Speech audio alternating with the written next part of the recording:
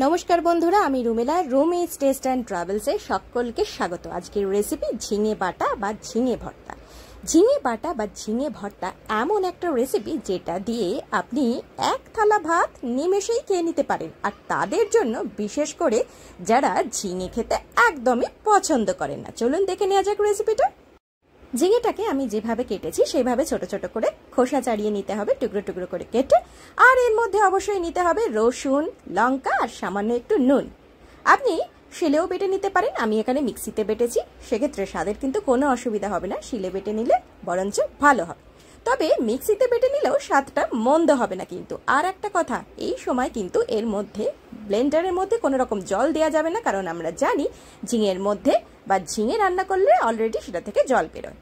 আচ্ছা, কড়াইয়ের মধ্যে 1 চামচ সরষের তেল নিয়ে তার মধ্যে কালো জিরে ফোড়ন হিসেবে নিয়ে নেব। ফোড়নের সুন্দর গন্ধ উঠলে একটা ছোট পেঁয়াজ ছোট ছোট করে কেটে ভালো করে ভেজে নিতে হবে। পেঁয়াজটা কিন্তু লাল লাল করে ভাজা ভীষণ প্রয়োজন, কারণ ভর্তার সঙ্গে এটা প্রায় মিশে যাবে বা মাখো মাখো একটা ব্যাপার থাকবে।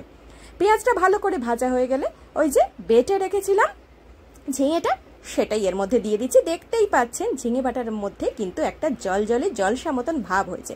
সেটাকে কিন্তু আপনার নেড়ে নেড়ে প্রায় 10 মিনিট বা তার বেশি সময় ধরে নেড়ে নেড়ে শুকিয়ে নিতে হবে। আর ঝিঙের পরিমাণ যদি বেশি থাকে তাহলে আর একটু সময় বেশিও লাগতে পারে, কম কিন্তু নয়। আর হ্যাঁ, এই সময় কিন্তু নুনটা অবশ্যই চেক করবেন যাতে নুনটা ঠিকঠাক আছে কিনা সেটা আপনি বুঝতে পারেন। এইভাবে পুরো জলটা শুকিয়ে নেওয়ার পরে গরম ভাতের সঙ্গে পরিবেশন করুন ঝিঙে বাটা বা ঝিঙে ভর্তা। আহা, কি দারুণ স্বাদ! ভিডিওটা ভালো লেগে থাকলে অবশ্যই like, share, subscribe my channel Rumi's taste and travels. আর যারা ফেসবুক থেকে দেখছেন তারা অবশ্যই রুমিজ টেস্ট এন্ড ট্রাভেলসকে ফলো করে রাখুন। সকলে ভালো থাকুন, সুস্থ থাকুন আর ভরিভর জারি রাখুন।